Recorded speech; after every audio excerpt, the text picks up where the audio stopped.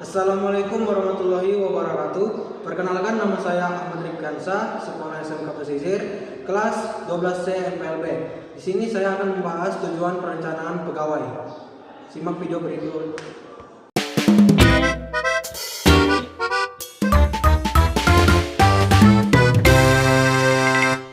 2. Tahap-tahap perencanaan pegawai. Perencanaan pegawai harus dilakukan secara sistematis untuk memastikan keberlangsungan dan perkembangan perusahaan melalui program ketenagakerjaan yang terarah.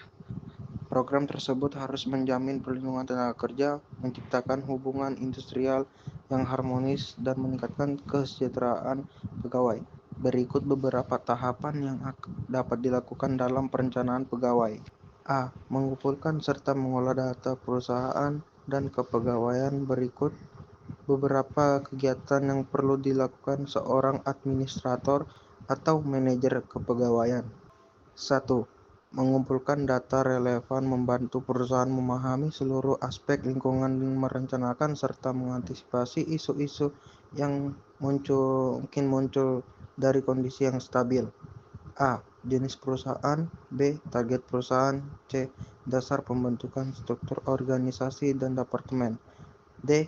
Rentang kendala yang dihadapi oleh masing-masing departemen. E. Kepemimpinan suatu perusahaan. F. Jumlah karyawan dengan perincian manajerial dan operasional. G. Jenis kewenangan atau otoritas yang didelegasikan. H. Tingkat posisi jabatan. 2. Menentukan aspek lingkungan perusahaan sebagai faktor yang berpengaruh dalam lingkungan eksternal organisasi dan persediaan pegawai. B. Menyusun analisis pekerjaan atau jabatan. Analisis pekerjaan adalah proses mengumpulkan informasi tentang tugas tanggung jawab dan jenis pekerjaan.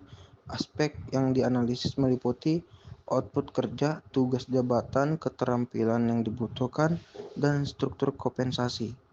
Hasil analisis mencakup 3 bagian utama: deskripsi pekerjaan, sertifikasi pekerjaan, dan evaluasi pekerjaan. C. Menyusun ramalan dan perencanaan persediaan pegawai. Perencanaan pegawai memerlukan pemahaman tentang jumlah tenaga kerja saat ini dan prediksi kebutuhan di masa depan.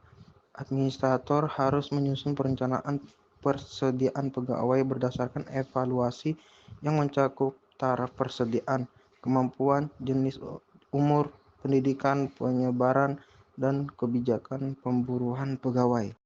D. Menyusun ramalan dan perencanaan kebutuhan pegawai. Berikut beberapa hal berkaitan ramalan dan perencanaan kebutuhan pegawai.